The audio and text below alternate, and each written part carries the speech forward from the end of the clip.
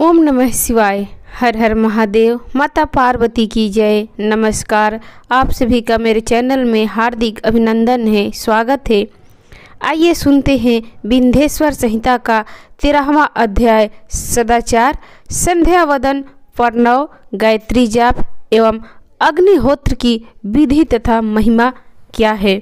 ऋषियों ने कहा, सूत जी, आप हमें वह सदाचार सुनाइए जिससे विद्वान पुरुष पुण्य लोकों का विजय पाता हो। स्वर्ग प्रदान करने वाले धर्मय तथा नरक का कष्ट देने वाले अधर्मय आचारों का वर्णन कीजिए। सूत जी बोले, सदाचार का पालन करने वाला मनुष्य ही ब्राह्मण कहलाने का अधिकारी है। वेदों के अनुसार आचार का पालन करने वाले एवं भेद के अभ्यासी ब्राह्मण को विप्र कहते हैं। सदाचार, वेदाचार तथा विद्या गुणों से युक्त होने पर उसे द्विज कहते हैं।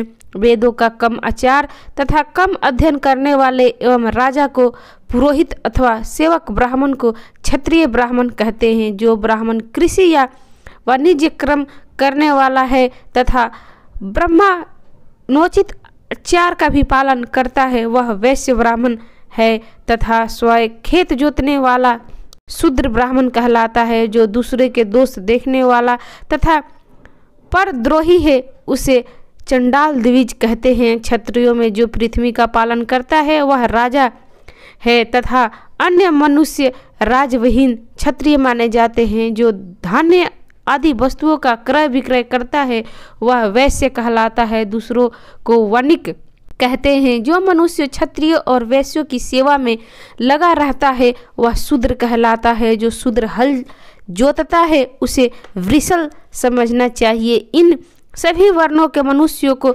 चाहिए कि वे ब्रह्म मुहूर्त में उठकर पूर्व की ओर मुख करके देवताओं का, धर्म का, अर्थ का, उसकी प्राप्ति के लिए उठाए जाने वाले क्लेशों का तथा आय और व्यय का चिंतन करे। रात के अंतिम पहर के मध्य भाग में मनुष्य को उठकर मलमूत्र त्याग करना चाहिए। घर से बाहर शरीर को ढककर जाकर उत्तराभिमुख होकर मलमूत्र का त्याग करे। जल, अग्नि, ब्राह्मण तथा देवताओं का स्थान बचाकर बैठे। उठने पर उस ओर ना देखे। हाथ पैरों की शुद्धि करके 8 बार कुल्ला करे। किसी वृक्ष के पत्ते से दातुन करे। दातुन करते समय तर्जनी उंगली का उपयोग नहीं करे। तदंतर जल संबंधी देवताओं को नमस्कार कर मंत्र पाठ करते हुए जलाशय में स्नान करे। यदि कंठ तक या कमर तक पानी में खड़े होने की शक्ति न हो तो घुटने तक जल में खड़े होकर ऊपर जल छिड़क कर मंत्रोच्चारण करते हुए स्नान पर तर्पण करके इसके उपरांत वस्त्र धारण कर उत्तरीय भी धारण करे।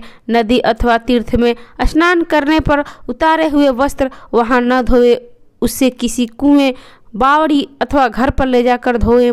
कपड़ों को निचोड़ने से जो जल गिरता है वह एक श्रेणी के पितरों की तृप्ति के लिए होता है।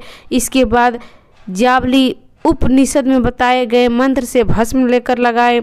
इस विधि का पालन करने से पूर्व यदि भस्म गिर जाए तो गिराने वाला मनुष्य नरक में जाता है। आपको हिष्टा मंत्र से आप शांति के लिए सिर पर जल छिड़क कर यस्य छत्राय मंत्र पढ़कर पैर पर जल छिड़के। आपो हिष्टा में 3 ऋचाएं हैं। पहली ऋचा का पाठ कर पैर, मस्तक और हृदय में जल छिड़के। दूसरी ऋचा का पाठ कर मस्तक, हृदय और पैर पर जल छिड़के तथा तीसरी ऋचा का पाठ करके हृदय, मस्तक और पैर पर जल छिड़के। इस प्रकार के स्नान को मंत्र स्नान कहते हैं। किसी अपवित्र वस्तु से स्पर्श हो जाने पर, स्वास्थ्य ठीक न रहने पर, यात्रा में या जल उपलब्ध न होने की दशा में मंत्र स्नान करना चाहिए। प्रातःकाल की संध्योपासना में गायत्री मंत्र का जाप करके 3 बार सूर्य को अर्घ्य दे। मध्याह्न में गायत्री मंत्र का उच्चारण कर सूर्य को अर्घ्य देना चाहिए। सायकाल में पश्चिम की ओर मुख करके पृथ्वी पर ही सूर्य को अर्घ्य दे। सायकाल में सूर्यास्त से 2 घड़ी पहले की गई संध्या का कोई महत्व नहीं होता। ठीक समय पर संध्या करनी चाहिए। यदि संध्योपासना किए बिना 1 दिन बीत जाए तो उसके प्रायश्चित के लिए अगली संध्या के समय 100 गायत्री मंत्र का जाप करें। 10 दिन छूटने पर 1 लाख तथा 1 माह छूटने पर अपना उपनयन संस्कार कराए। अर्थ सिद्धि के लिए इस गौरी कार्तिकेय विष्णु, ब्रह्मा, चंद्रमा और यम व अन्य देवताओं का शुद्ध जल से तर्पण करें। तीर्थ के दक्षिण में, मंत्रालय में, देवालय में अथवा घर में आसन पर बैठकर अपनी बुद्धि को स्थिर कर देवताओं को नमस्कार कर प्रणव मंत्र का जाप करें। तत्पश्चात गायत्री मंत्र का जाप करें। प्रणव के अ, उ और म तीनों अक्षरों में जीव एवं ब्रह्मा की एकता का प्रतिपादन होता है। अतः प्रणव मंत्र का जाप करने से समय पर ही मन की भावना होनी चाहिए कि हम तीनों लोकों की सृष्टि करने वाले ब्रह्मा, पालन करने वाले विष्णु तथा संहार करने वाले रुद्र की उपासना कर रहे हैं। यह ब्रह्मा स्वरूप ओंकार हमारी कर्म इंद्रियों, ज्ञान इंद्रियों, मन की वृत्तियों तथा बुद्धि वृत्तियों को सदा भोग और मोक्ष प्रदान करने वाले धर्म एवं ज्ञान की ओर प्रेरित करते हैं।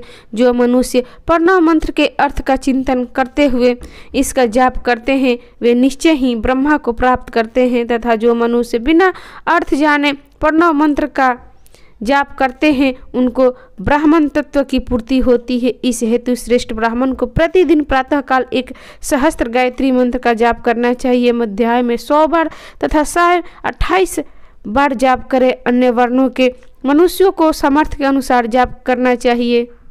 हमारे शरीर के भीतर मूलाधार, स्वाधिष्ठान, मणिपुर, अनातः, आज्ञा और सहस्त्र कार्मक नामक 6 चक्र है। इन चक्रों में क्रमः विधेश्वर, ब्रह्मा, विष्णु, ईश, जीवात्मा और परमेश्वर स्थित है।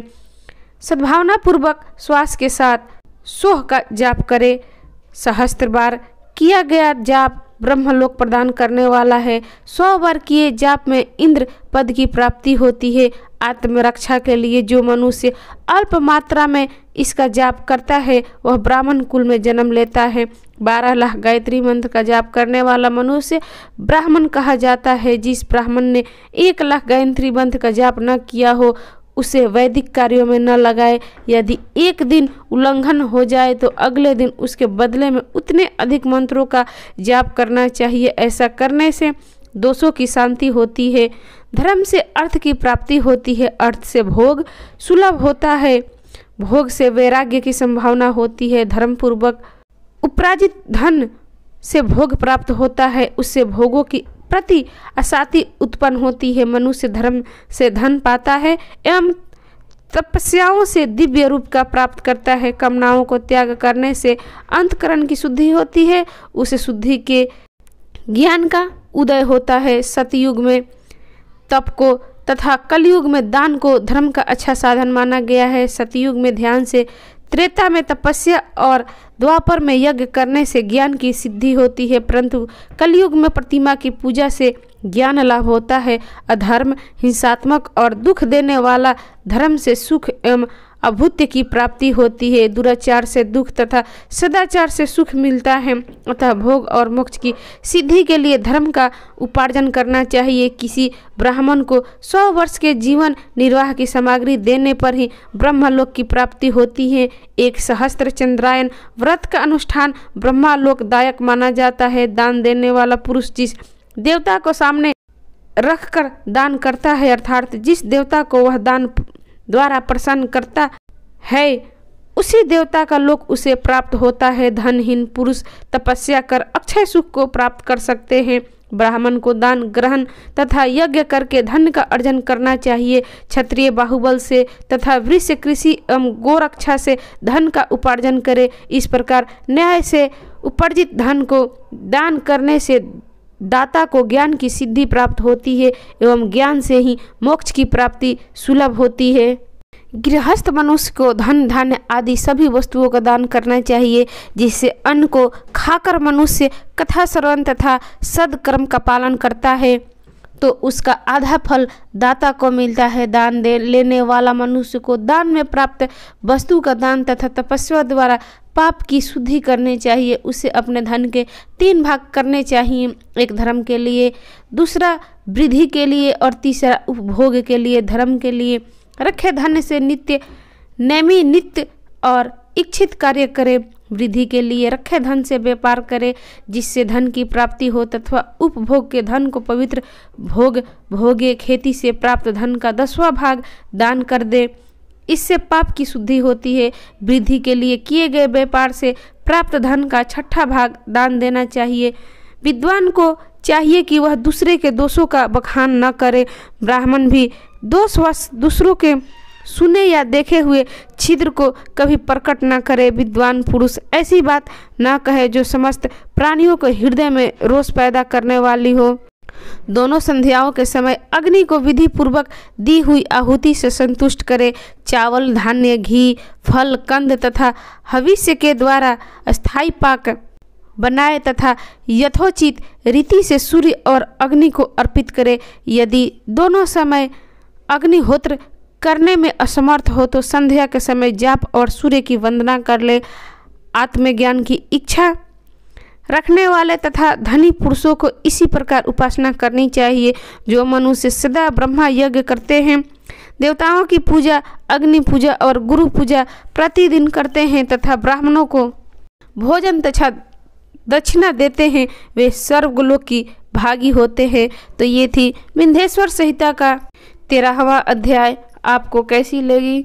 अच्छी लगी तो इसे लाइक करें, शेयर करें, मेरे चैनल को सब्सक्राइब करें और कथा श्रवण के लिए आप सभी का धन्यवाद। नमस्कार।